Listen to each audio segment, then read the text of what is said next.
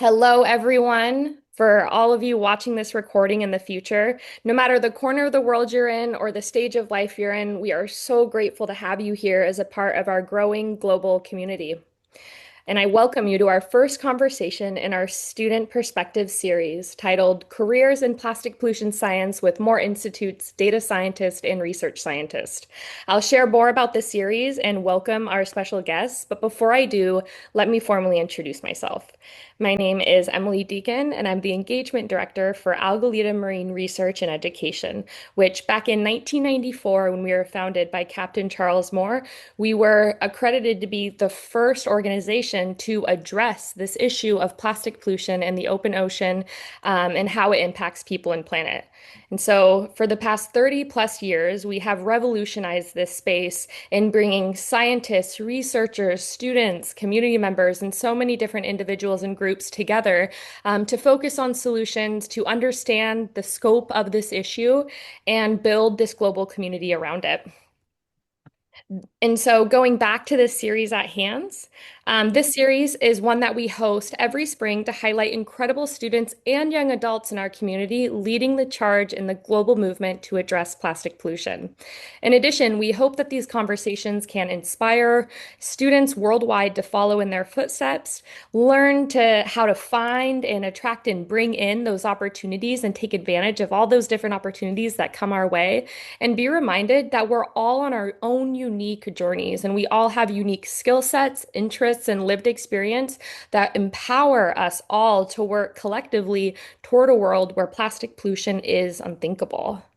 And so, with that, I am so grateful that you all are here, and I'm really excited to just briefly share more about our Student Perspective series, which this is the first recording in this series. And of course, it's the Careers in Plastic Pollution Science. And then the following one in April is going to be reuse on campus. And so student organizing for sustainable systems and highlighting a number of students who have led the charge on their schools and their campuses to bring reuse into the cafeteria or into events and a lot of other avenues as well. And then lastly, we're going to be ending on science again, of course, and researching plastics. And so we are highlighting three past student mini grant awardees that we've awarded funds to for various projects, and that includes monitoring, bioremediation, and then how a student is really unique in bringing science into the classroom with some K through 12 education toolkits. And so this is an exciting series, and I hope that you all are inspired as much as I am. And so, without further ado, I want to very briefly introduce these two incredible individuals that I have learned so much from, I'm inspired by, and I could talk so much about them, but for the sake of time, I will keep it short and sweet and let them do most of the talking and sharing their story. And first, I want to introduce Hazel Vaquero, who is the data scientist for the Moore Institute for Plastic Pollution Research, and we have Angela Anguiano, the research scientist for the Moore Institute. And how we are connected is that back in 2021, when we, as Algalita, were working on selling our research vessel and bringing in this new chapter of education and synthesizing all of these years of research that we've done and bringing it further into classrooms, into the lives of students. So we're all on the same page to bring in sustainable solutions for the future. And in that process, we also then incorporated our sister nonprofit, the Moore Institute, which you will be hearing more about shortly, to help move this movement further. And just as the plastic pollutions issue and the solutions have continually evolved over the decades, so too does the research. And so that is our connection with our sister nonprofit, who is right next door to us in Long Beach, just to have a little bit further background. And now, with all of that being said, I'm going to stop sharing my screen and welcome Angela to share some slides about her work, and we can have a dialogue around that. And then once Angela shares hers, we'll move on to Hazel and learn more about what happens once we collect all of this data and how is it synthesized and impacted. And so, with that being said, Angela, we would love to hear from you. Awesome. Thank you for that introduction, Emily. So I'm Angela. I'm a plastic pollution research scientist at the Moore Institute for Plastic Pollution Research. But before I got to where I am now, I First, graduated from Cal State Dominguez Hills in 2023. So I have a bachelor's in environmental studies. And when I was in school at Dominguez Hills, I think this was my first time that I ever conducted like my own research. And both research projects were focused on compost research, which is going to be important a little later on. So during my last year at Dominguez Hills, I was also part of this program called College Corps. So I was in the very first cohort of this program, and I was in the climate action sector. And so I was placed at a community garden to do my service hours. And this garden focused on sustainable urban agriculture. And they also focused on like food insecurity issues. The garden itself was located right across the street from a senior center.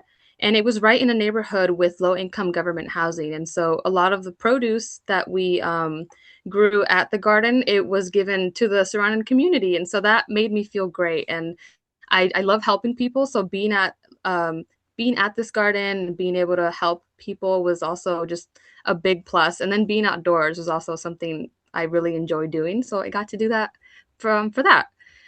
So this is a picture of me walking the stage at my graduation, and I thought it'd be cool to show you guys how I decorated my cap for graduation. So this was actually from an old T-shirt. I just cut out the letters and the earth on it. I did this the night before my graduation ceremony. I don't recommend waiting that long to do it. I was very stressed, so definitely do that with more time. Cool. Yeah, so once I graduated from Dominguez Hills and I completed my internship with College Corps, I got another internship with the Long Beach Youth Climate Corps. And so I actually got to go back to that same garden I worked at for College Corps. So coming back the second time around, I definitely had a lot more responsibility. So I was the team lead, volunteer coordinator, farm administrator, and social media manager. So I had a lot on my plate when I came back.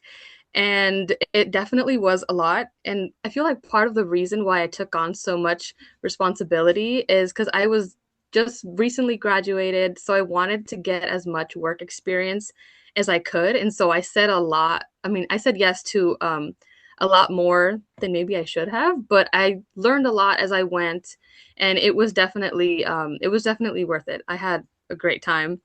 So as I And was yeah. And Angela, I have a quick question because you're talking a lot about these cool internship opportunities. And when I'm curious how you were able to find those, or if there were certain websites that you looked at to see who might be hiring or different educational opportunities, if there's anything like that that you wanted to share with potential student watchers. Yeah, for sure. So College Corps, let me go back one slide. So for College Corps, the way I found out about this was it was on school campus. There were posters advertising that they were hiring or they were looking for interns to join the College Corps program. So it was a paid internship program. And Wow. so what I liked about it was that you got paid to get like real work experience while still going to school, if that makes sense. So Yeah. I saw like a physical like poster at school for that. And then with the Long Beach Youth Climate Corps, I actually heard about it from someone that was also working at the garden at the same time I was in College Corps. And so that's a big reason why I went back. So they told me about how they were working there. And I was like, oh, I want to come back once I finish my College Corps hours.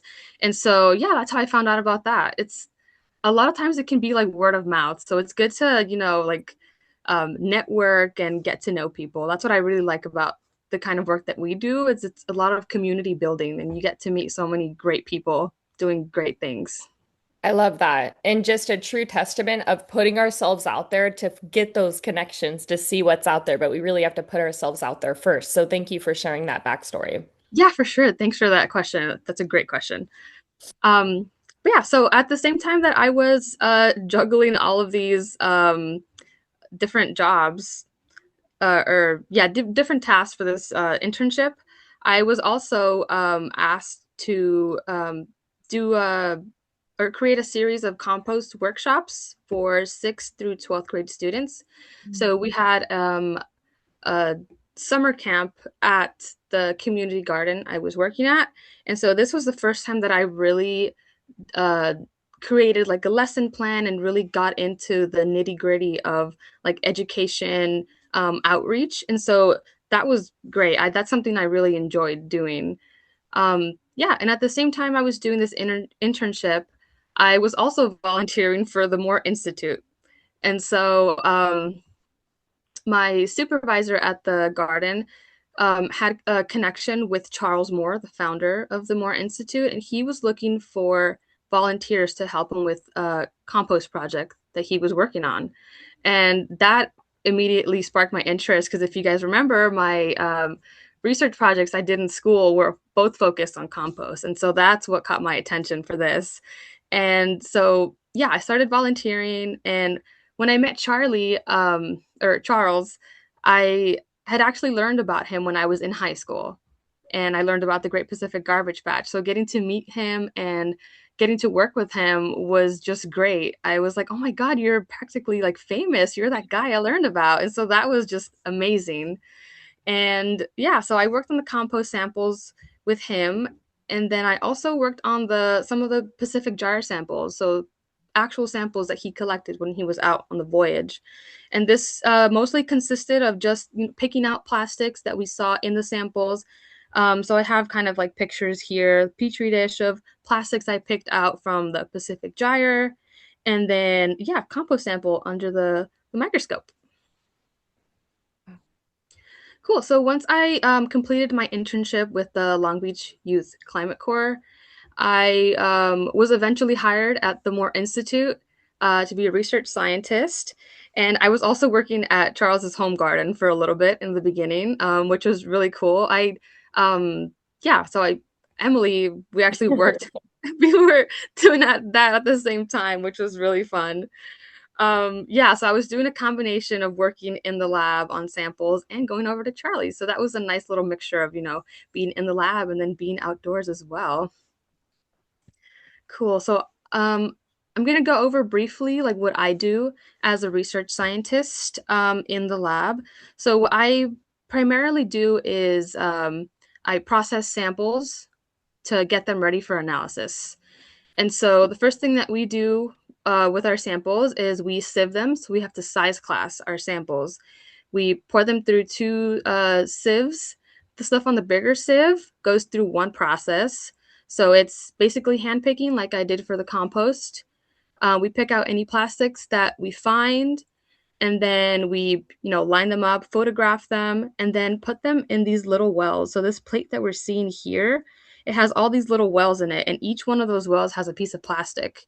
And so then that goes into this plate reader machine, and what that does is it shoots a laser into each one of those wells, and it tells us whether the particle is plastic or not. And if it is plastic, it tells us what kind of plastic it is. So that's really cool. And then we also have another method for analyzing bigger plastics. It's the ATR. So this one, you individually identify each plastic, so one by one. So each one kind of has pros and cons. This one you can analyze 92 particles at a time. This one is one by one. And Angela, I'm curious because all of this is really showing how, in-depth and complex this work is that you all do at the Moore Institute. And is this mainly all equipment and terms that you learned once you started volunteering at the Moore Institute, or did you have background knowledge about these processes beforehand? Yeah, so when I started, I had no experience doing any of this. So what I really appreciate about being able to work at the Moore Institute is I learned um, as I went basically, and that was really a big plus for me because I had lab experience, but not to this extent. So I was really lucky and happy to be able to learn how to do so many cool things as I worked there. Yeah, that is awesome to hear. Yeah. Yeah, so now we're getting down to the smaller stuff. So the stuff on the smaller sieve gets processed a little differently. Mm. So we get that stuff and it goes through digestion. So the whole point of what we're trying to do is separate the plastics from the rest of the sample because that's what we want to analyze. So it goes through digestion using chemicals like hydrogen peroxide to try to break down some of that organic stuff.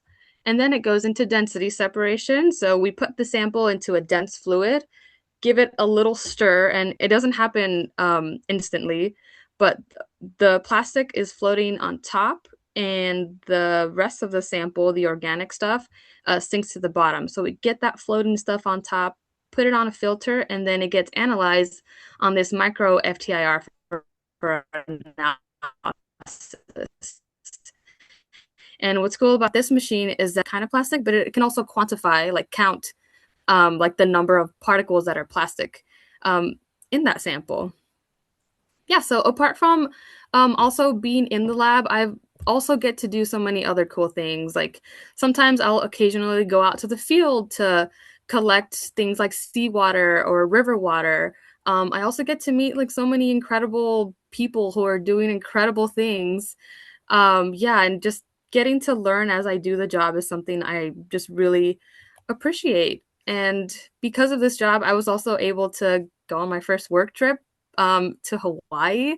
And so, yeah, I got to meet cool people at Hawaii Pacific University, and I got to learn about how they process their samples in their lab.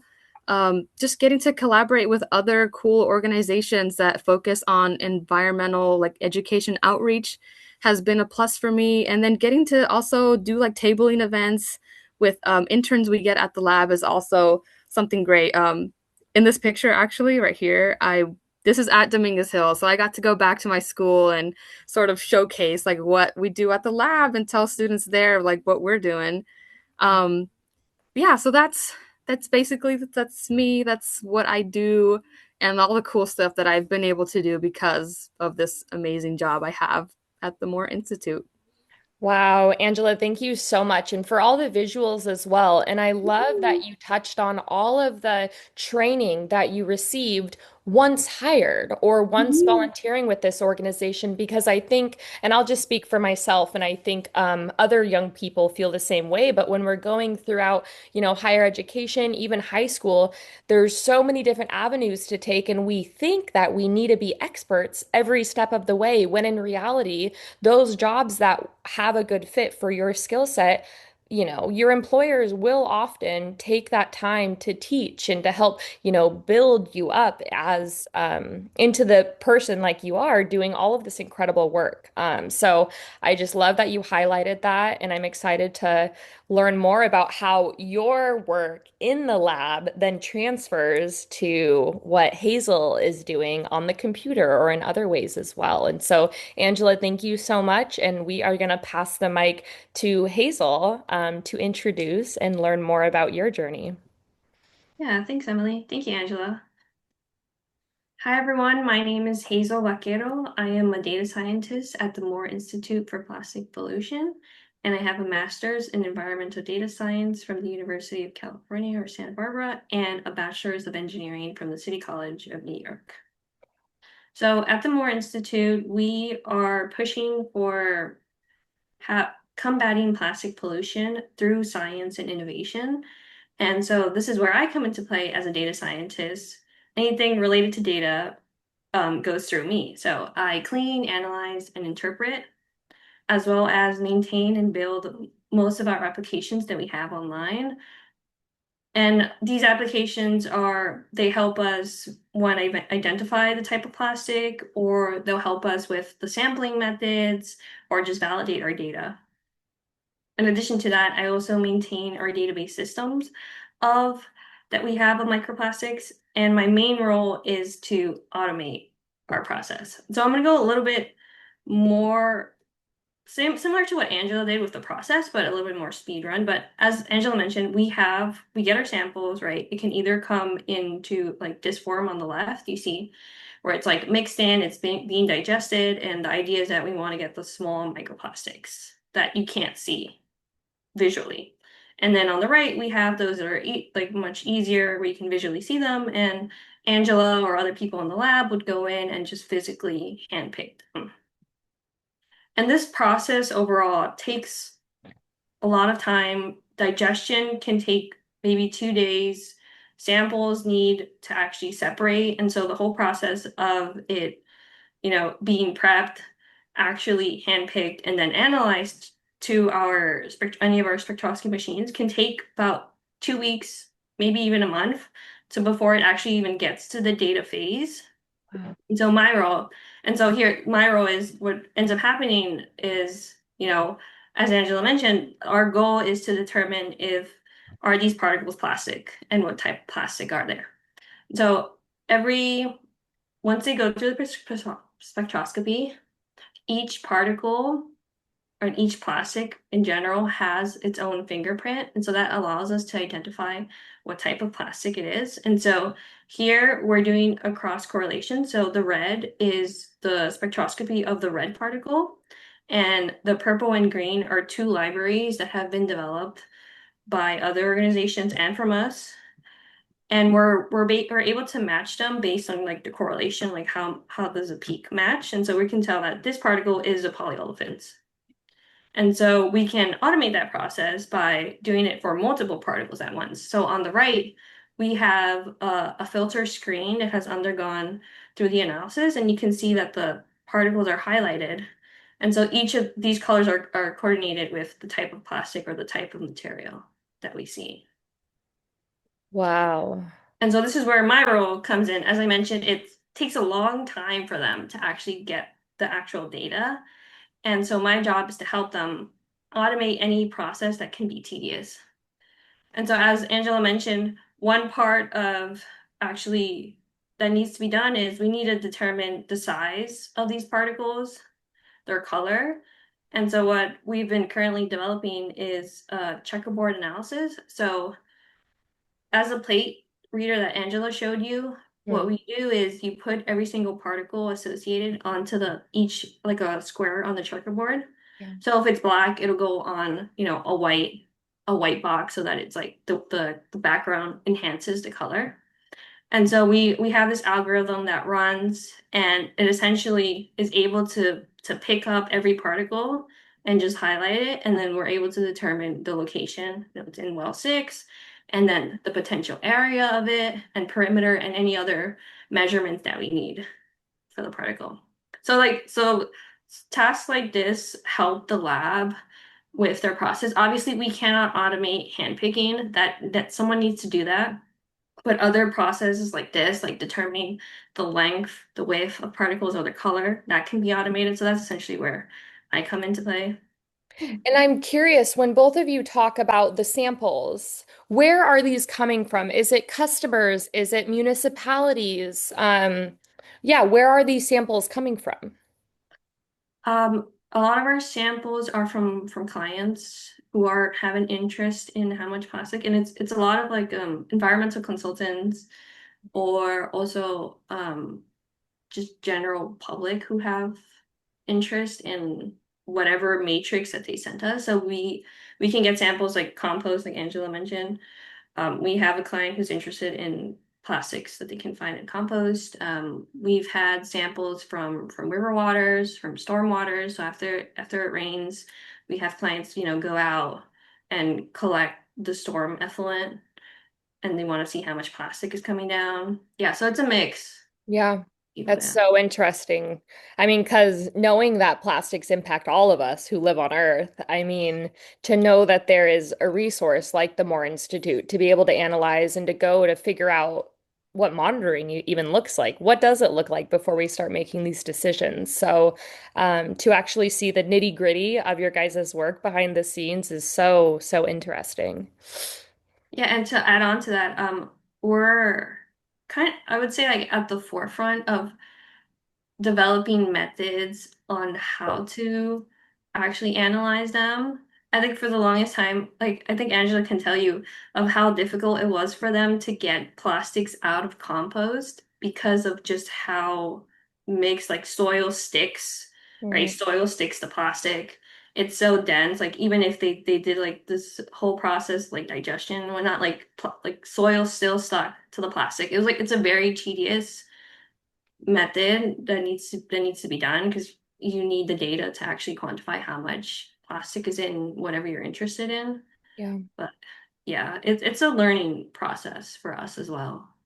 Yeah, and I think what's really eye-opening hearing these different processes and knowing that this work is really pioneering. I mean, you all are only one of three labs, I think, who are accredited to test for microplastics in drinking water and obviously other sources as well. And so often for us at Algalita, we have educators and students coming to us of, what's the solution? We know this is a problem. And I think oftentimes it's important to look to the future of how we can, be a part of a more greener, safer, cleaner world. But I think that this work is so important because we have to know what it's like out there. We know it's out there, but how do we quantify it? How do we fully understand the full scope of this to then inform these solutions and these decisions we make in the future? Um, so I just wanted to add that seeing Yeah. this all laid out is really Mhm. impactful. Especially like when you take into account the sources of where potentially like where, we're getting these samples. If we're, I mean, I'm not gonna, it's just an example, but say if we get samples from stormwater runoff, right, and we find high amounts of plastic, well, that tells you that there's something wrong with why, maybe these trash capture devices that the city is implementing is not enough, right? Yep. Like maybe we need to do more before, like, why is plastic degrading to the point that we can find it at such a lower, like a low stream, kind of Yep. like at the end point. And so then that goes to making more policy decisions to maybe enforce more laws to prevent, I don't know, like whatever they find is the reason why there's Totally. so much plastic. Exactly. So this data is really powerful for all those reasons. Yeah. And a little bit more about my background. So I wasn't always a data scientist, and I think even as growing up, I did not want to be a data scientist or anything STEM related. I wanted to be a wildlife photographer. So I always loved the animals as a kid. So here's me with my pet chicken and my brother, and here's me a couple years ago when I got to hold a chicken again. But this love for animals kind of translated over to environmental science because um, it I felt like so I am a first generation college graduate and I felt a lot of pressure from my immigrant parents to have a career that is, I would say, secure and well paying. And so I took that interest of animals onto environmental science to focus more on like science and like STEM to have a STEM career. So before I went to college, I my first internship or first job was at a climate was at a local youth justice organization called Uprose, located in Brooklyn, New York. And I helped facilitate their annual Climate Youth Justice Summit. And so that experience really cemented that interest of environmental science and also kind of gave me a big picture of how environmental science is not just affect our environment, but it affects people. And it is racially motivated and socially motivated. So in a sense, it kind of did radicalize me a bit. And so knowing that environmental science and then also having that pressure of getting a more stable career, I decided to pursue an undergraduate in environmental engineering from the City College of New York. And usually for engineers in New York, the pipeline is you either go into energy or wastewater. And so I did wastewater. And I did for a couple 2 years, I worked for the Department of Environmental Protection, working at a wastewater treatment plant. So the picture on the left is these are called digester eggs. And so yeah, basically the wastewater comes in and they get treated, and then on the right is inside of the facility. So Mm. this is a clarifier. So this is like when the wastewater is just like sitting there and they're just separating it. And yeah, so I basically did a lot of lab stuff and field research, and I would our main goal was to just make sure that we weren't getting high levels of bacteria in the release Hmm. of the effluent. So yeah, and here's another picture of the plant and some sludge, like raw sewage. Yeah, and so, this experience made me realize that, it was environmentally focused, this career. Like I was working in what would still be considered environmental, but it still wasn't at like the level of impact that I had wanted as Was in a it career. was it a fun experience, or what was your big takeaway working for a government agency? What was that like, and did you enjoy kind of all the hoops to jump through or the different opportunities you had through that? I mean, I did have a lot of opportunities working at the city. Yeah. Yeah. Because we're in a sense interconnected, like, and you get to go to conferences and you get to meet other people in the field and who are doing, and there's also like the research aspect of doing wastewater or like any of these as fields. Yeah. It was still innovative. Like we were a research facility and we were still working towards making innovative approaches, but related to wastewater. Like it was still a great opportunity and like learning how to, I guess, answer questions that no one has ever answered before, or like how to start. So that was really like meaningful. Yeah. But the whole aspect of working with government, and I felt very, very stuck. Like there was no career growth for me at the moment, what I saw. Like you had to go on and pursue a master's or like a PhD to Yeah, like to increase like in this field. for sure. Thank you for sharing that backstory. Yeah, and yeah, so then I realized that yeah, that's not what I want to do. And leading up to this, like my all of my past experiences have somehow been related to waste management. I worked for a bit. I was a zero waste intern at this island called Governor's Island in New York, Mm. where they're trying to be like a zero waste island. So everything that is there is compostable.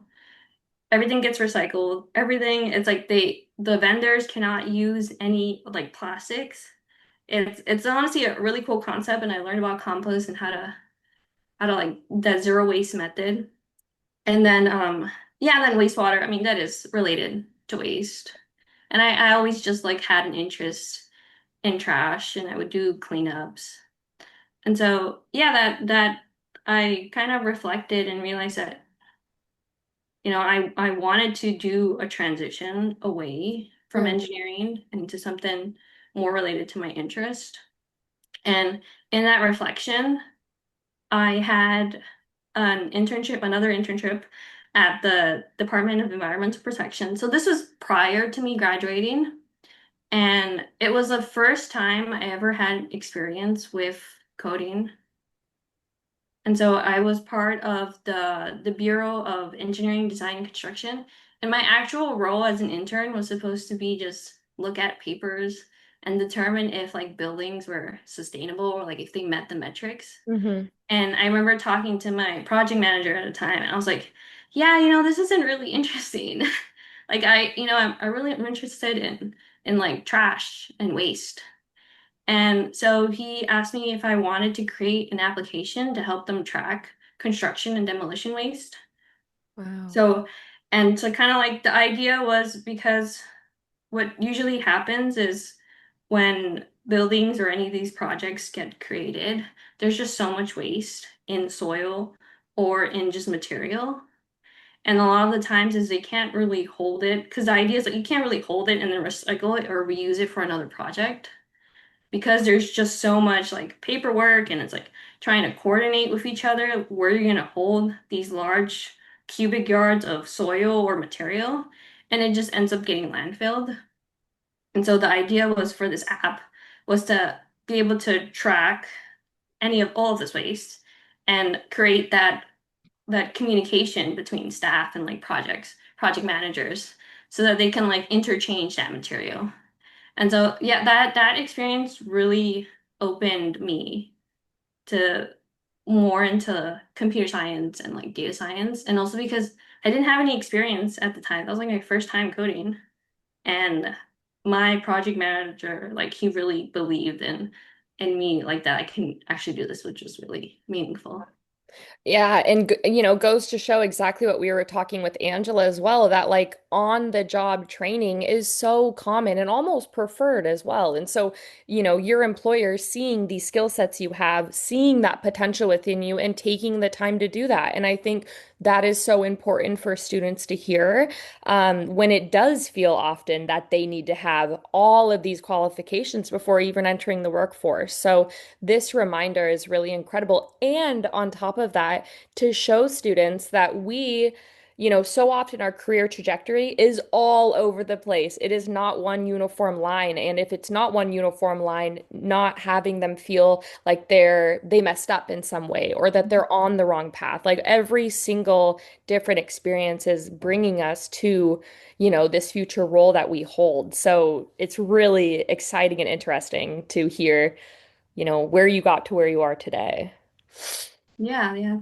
Yeah, I think it took me a while to realize what my actual like interest was. But I think actually going through all these internships and like work experiences really helped me in the long run Sure. into helping me like gain skills that I need. Yeah, for sure. I can see that. Yeah, and so I pivoted to data science and I went to UC Santa Barbara and that was actually my first time leaving New York. No, it wasn't my first time in New York. It was my first time living outside of New York. Because I went to a commuter school and I didn't really have that experience, like college experience of like moving away. So yeah, it was a good experience. So here I am at my graduation, and then part of the master's program, I did a capstone project, and it was on developing on an interactive like web app for California schools to help them determine their climate risk. So it took account wildfire, extreme precipitation, extreme heat, and flooding, and it just gave them a score of like, hey, your school is pretty high risk of, this, just to help them with, moving towards and becoming more sustainable. Yeah. My story of how I came to Moore is kind of interesting. So, my boyfriend, he lives in Long Beach, and which is where the Moore Institute is, and he went to the local run club, and at the local run club, he met our current executive director, Dr. Wynn Calger, Mm. and they were just like talking to each other. It's like Wynn was like, "Oh yeah, I'm a data scientist at the Moore Institute," and then my boyfriend was like, "Oh, my girlfriend's a data scientist." And so like that small connection led to me actually getting a role here at the Moore Institute. So it's kind of crazy because it lined up perfectly. Like I was in the process. I was like I had 1 month left to graduate, and then I got this offer. So I didn't really have that waiting period between graduation and having a job here. But yeah, ever since then, it's been a lot of fun and really interesting to work with everyone at the Moore Institute and being at the forefront of innovation for microplastics and plastic pollution. Yeah. Wow.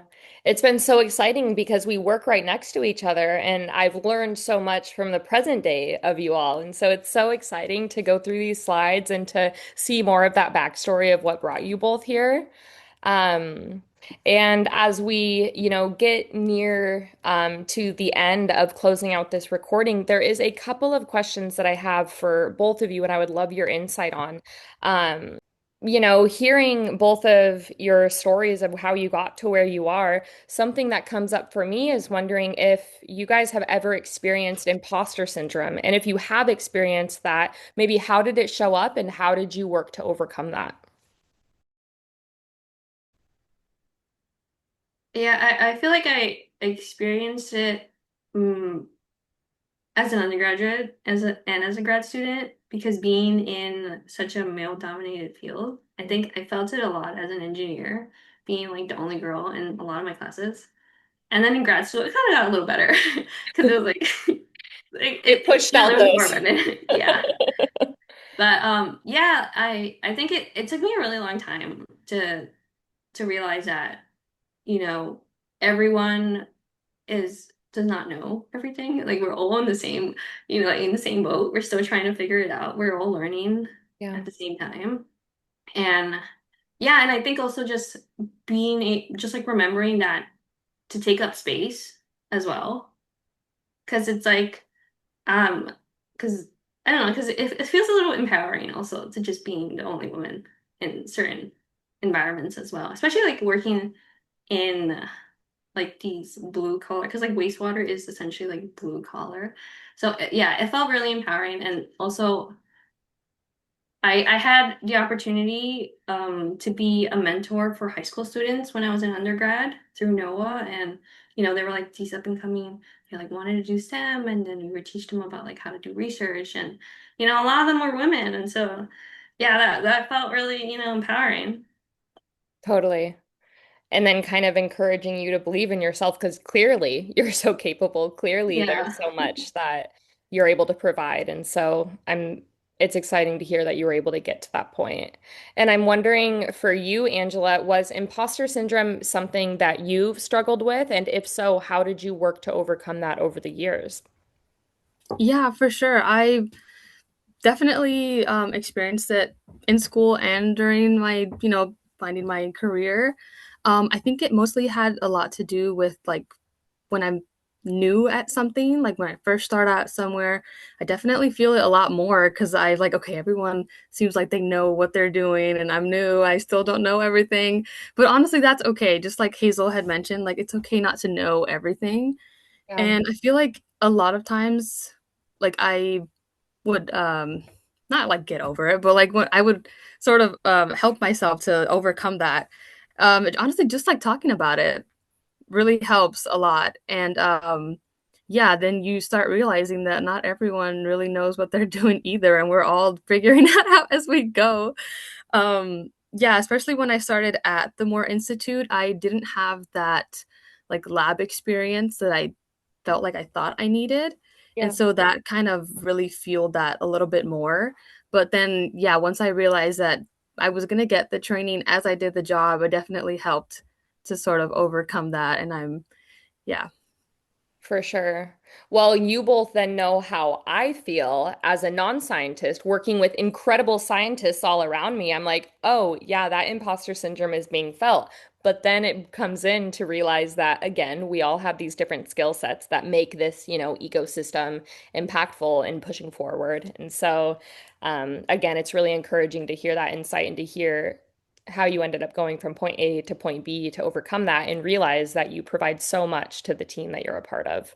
Um, Another question that came up while both of you were presenting is understanding that research is rarely straightforward. And I know you both know that probably better than any of us. So, what are some of the challenges, or one example of a challenge that you might have encountered while working at Moore Institute, and how did you navigate that? If one example comes to mind. Yeah, with research in my experience, it definitely takes a lot longer than you think it's gonna take. Like when I first started with like working on the compost with Charlie, so the samples we were looking at were these 5-gallon buckets of compost that we had to go in and pick out every single piece of plastic we could find. And sometimes we went through the bucket twice. So it can be a lot or very time consuming, very tedious. So I would say, yeah, it definitely takes a lot of patience. Um, yeah, sometimes it can be a little therapeutic, put like a podcast on, some music, and just get to handpicking. Um, yeah, what was the other part of the question? Yeah, I mean, exactly that. Like, if there was any challenges in your work at Moore Institute and then how you overcame it, which it sounds like changing Oh, your perspective on that, exactly what you did, and it was able to change it in a way. I also think with that, in this very quick, gratifying world that we live in, where everything is production and faster and quicker than before, I think that's almost an act of resistance, that slow work that's innate in research. Hazel, are there any challenges within your work regarding like understanding and pulling that data that you've faced? Yeah, I think actually I've never worked with spectroscopy data prior to coming to here, so it was a new field and something new to learn. And I guess that was one of the main challenges was like I knew how to code, I knew what to do with it, right? But did I understand it? No. And so that took a really long time. Like I understand it now, but it took a long time with communicating and talking, asking asking questions, asking for help for the people who work here at the lab who are obviously more knowledgeable on it and have spent years learning about spectroscopy and microplastics. Yeah. So yeah. Yeah, asking for help, going along with taking up space, that it's okay, that you're there for a reason and those people want to be teaching you. And I think so often when we're feeling this feeling of overwhelm in a new role, a new internship, it can feel like, where do I go from here? Well, it's a simple question that you can ask your colleagues. So I think that that's a sage wisdom for sure. Um, and I have one last question. I promise you it's the last. And that's really looking forward and trying to support all the students who might be coming across this recording. And so, for students interested in environmental science or plastics related research, what's one piece of advice that you wish someone had shared with you before you started out? Mm.